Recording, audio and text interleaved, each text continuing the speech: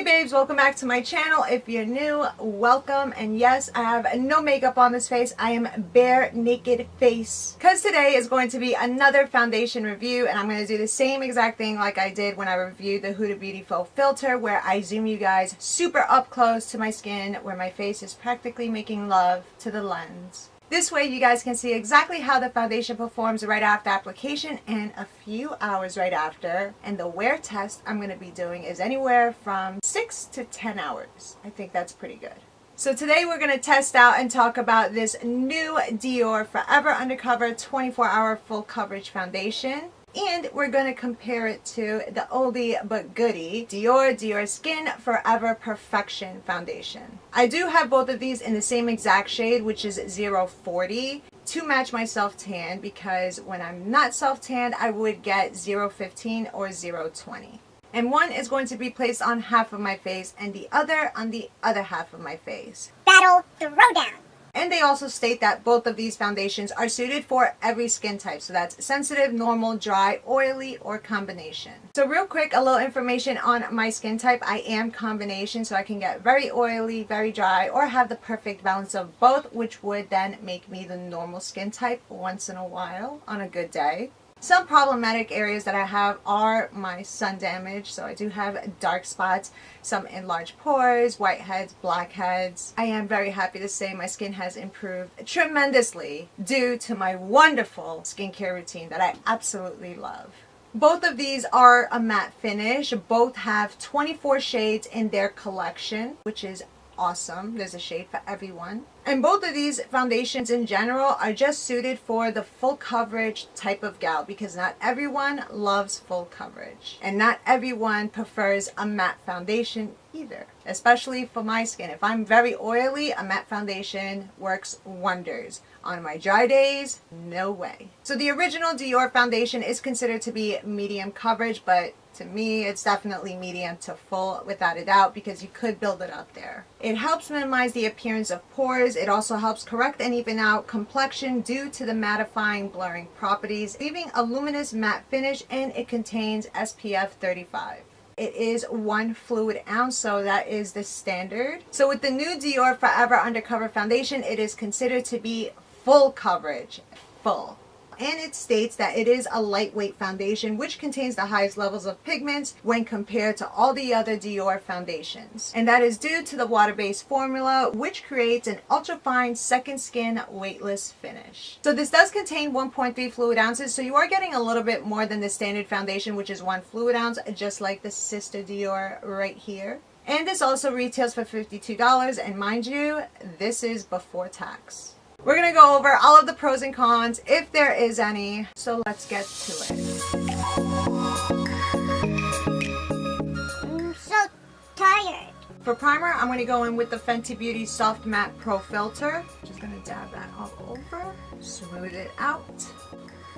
So we're going to start with the original fan fave Dior Forever Perfection on this side of the face. I'm going to pump half a pump. So you can see it's not runny whatsoever, has a pretty good thick consistency to it. Now I'm just gonna pick that up with my brush, start dotting it on. Definitely can't forget to blend them ears. Now to fix this madness that's going on right now, let's move on to the brand new Dior Forever Undercover Foundation. Try and squeeze the same amount I did with the other one. And this is a lot more runny when compared to the Dior Forever Perfection. It is very lightweight. Again, picking that up with my brush.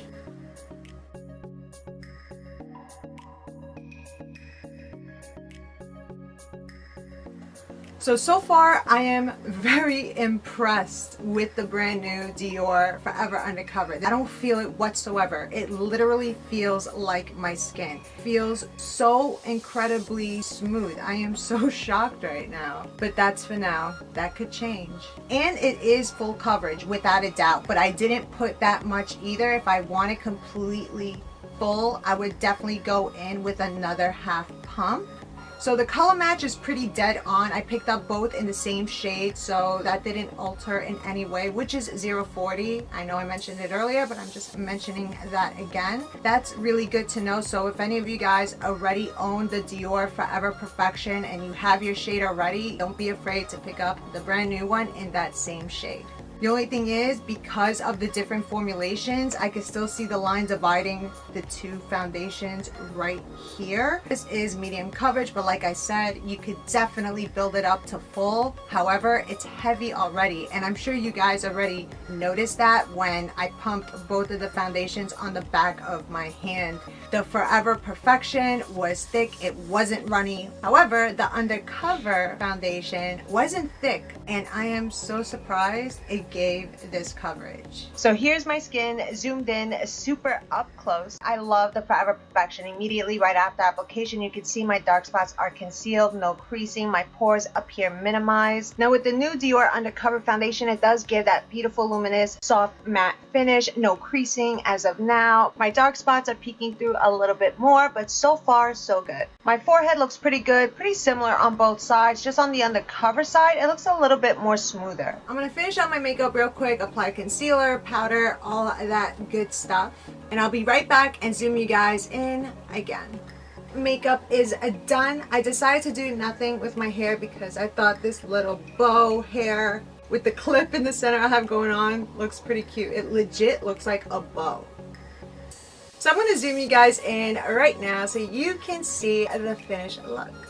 So I did film my face in 3 different sets of lighting simply because the skin can change in those different lighting situations, and you could also point out certain aspects that you didn't notice before. Both of these foundations are equally amazing. It's definitely more suited for the oily skin type. Forever Perfection has a beautiful soft matte finish. Dark spots are concealed, but it is settling into some of my fine lines. Pores appear minimized, but not as well as with the Undercover. Skin looks nice and smooth. Dark spots slightly faded, just slightly above my jaw. The foundation doesn't seem like it adhered to my skin too well.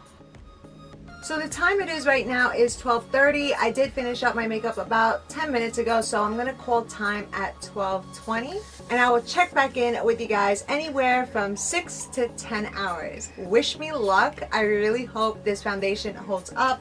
All right, you guys, it is now 10:19, so we just hit that 10-hour mark. I'm gonna zoom you guys in so you can have a look at what's going on. Don't mind my lips, I ate a cupcake. But I gotta say, both of these foundations held up quite well. Since they are matte foundations though, they did end up settling into some of my fine lines and accentuated my pores. Slight fading around my chin, but besides that, Forever Perfect did quite well. In comparison to Undercover, there was a bit more fading on the side of my chin as well as my nose. Nothing too crazy, I'm pretty happy with the result. Remember, I used half a pump, so a little bit went a long way, and to give the coverage it gave is impressive. My skin does have a bit of shine to it because that's normal for me, especially after 10 hours. There is definitely going to be some oil production. So if I did want to control the shininess that is going on my face, I just would have grabbed a powder and do a little bit of touch-ups, but I didn't want to do that. I just wanted to see how this foundation performed without any of that.